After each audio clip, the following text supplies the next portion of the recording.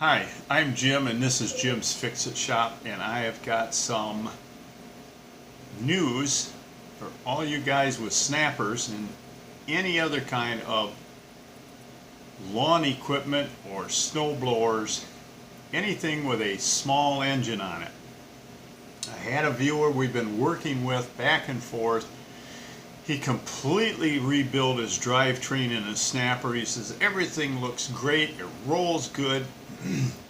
He was doing something to it. Excuse me. He sets it down on his tires, starts it up. He said it ran for about 30 seconds and seized up the engine. The oil, when you stand them up, runs who knows where inside them engines, and when you set it back down, it doesn't immediately run back down where it's supposed to be. Now, I've got a lot of technical engine questions from you guys, and I strongly believe in giving credit where credit is due. I am not big into engine repair. Never have been, and I probably never will be. But I have a friend, Mike, in Virginia. That's what he does. Been a small engine mechanic for 20 some years. So when you send me a technical question about a small engine, I forward it to Mike. Mike sends me the answer and I send it to you.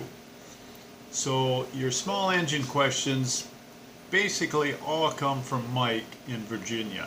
Great guy, and he just loves working on engines. He buys snappers, pulls the engine off, rebuilds it, puts it on a shelf, basically scraps out the snapper, and he sells rebuilt engines.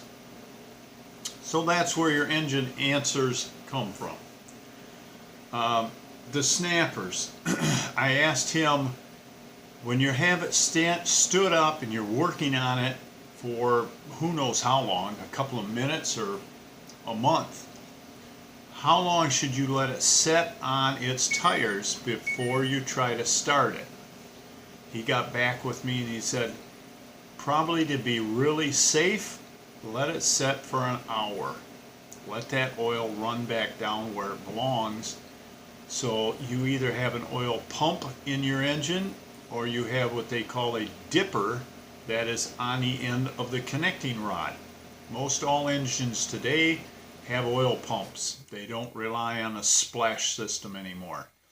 So if you're working on your snapper, you have it stood up, let it set for a while before you try to start it. He toasted his engine after he got all that work done on his machine, and I really don't want to have anyone else have that issue. So just a short little warning on what could happen.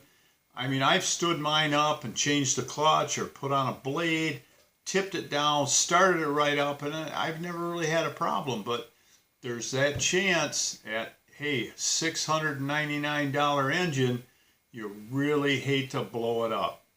So until next time, don't forget to subscribe. I need your help. Work safe, have fun, and we'll talk to you soon.